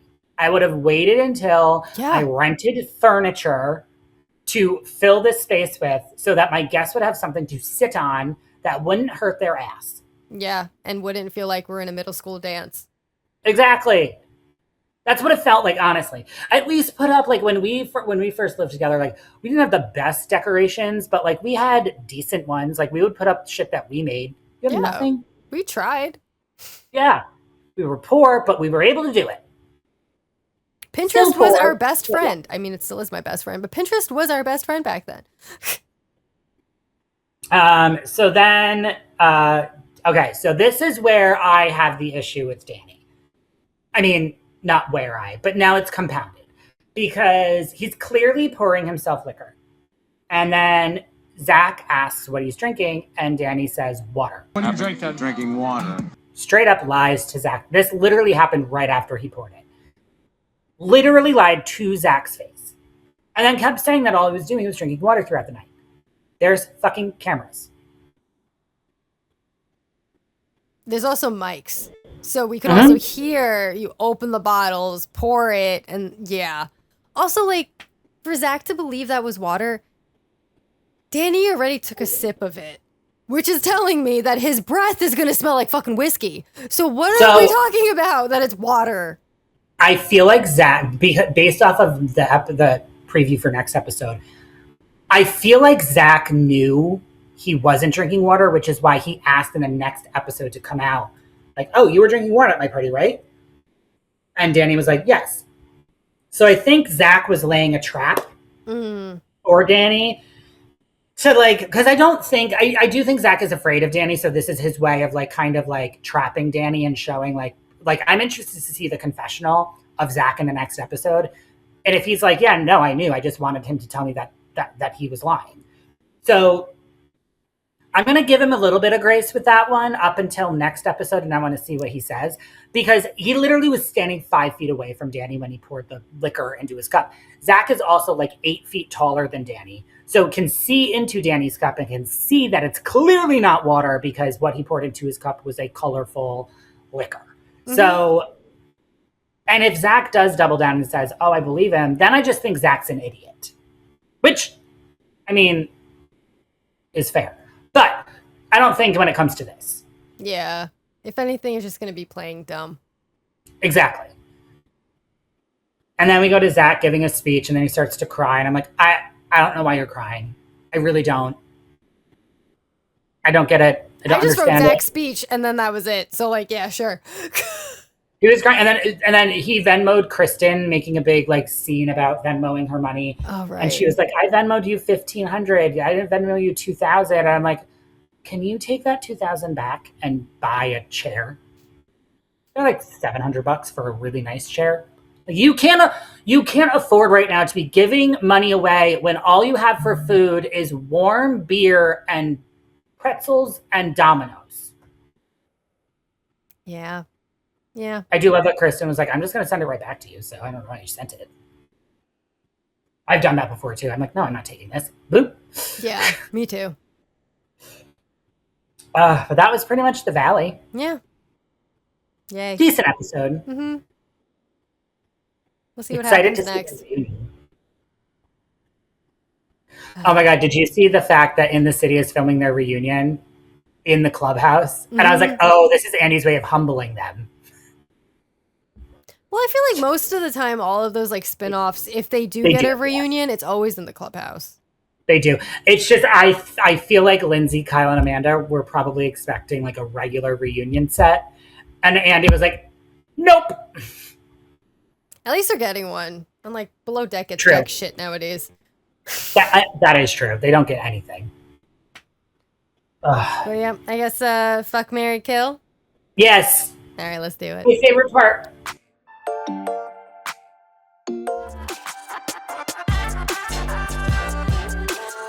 All right, fuck, marry, kill. Ready, Robert? Favorite part of my week. Truly. All right. No pre-warning for this one. So no, I don't know what you're throwing at me. You're going in blind. All right, fuck, marry, kill. Pinky, Kelly, Shamia. Oh God. See, none of them have a lot of money, so you can't use that as an excuse, because I know you keep using that as an excuse. That's exactly where my mind just went. I was like, well, none of them have money, so I can't marry any of them for that. Okay, I guess. Oh, fuck.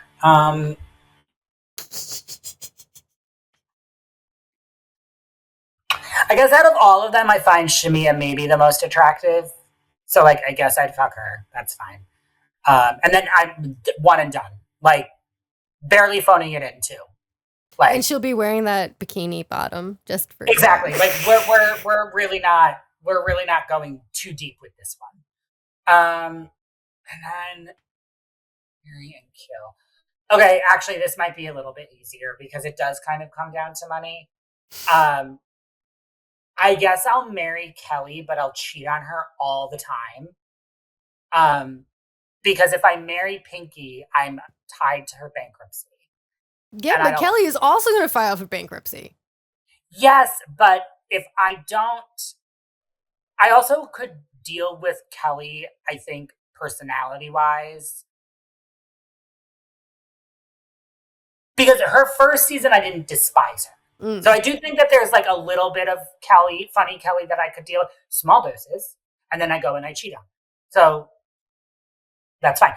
But Pinky, the personality and the bankruptcy, nothing is there. Like, I just don't. And the fact that she follows Trump. Like, I literally.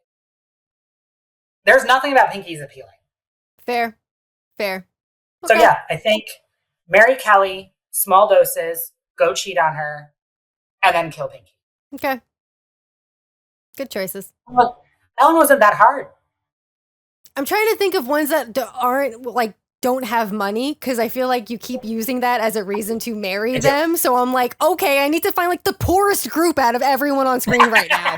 And guess what? That's not easy. So I'm like, okay. And then I thought of another one. I'm like, no, he's going to use that as an excuse to marry this one. And that's not going to. So I'm trying to like figure out the best.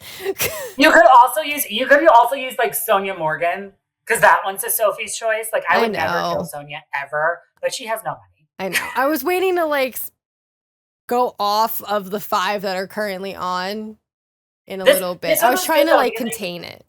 I didn't think that I would ever land on marrying Kelly, like ever in any situation at any point in my life. But in that multiverse, I had to kind of pick the lesser of two evils. Okay. And I mean, yeah, Kelly is filing for bankruptcy.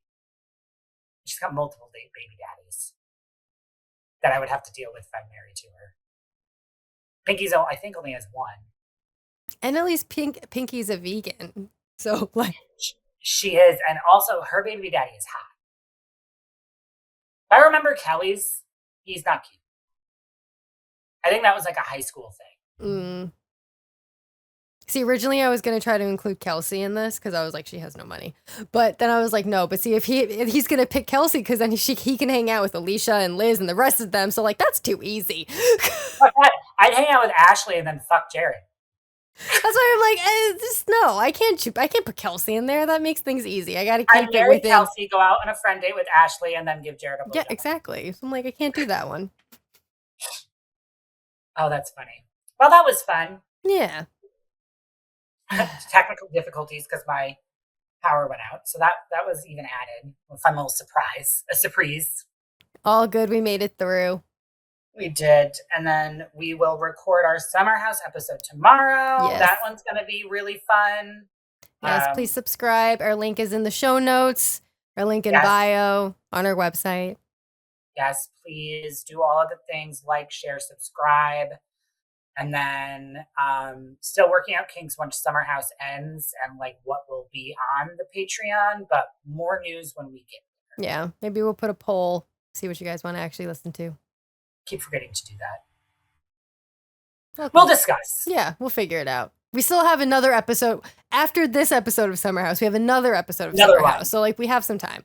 We can figure it out. Got 2 weeks. Yeah, that's enough time. I guess, guys, until next time. Bye.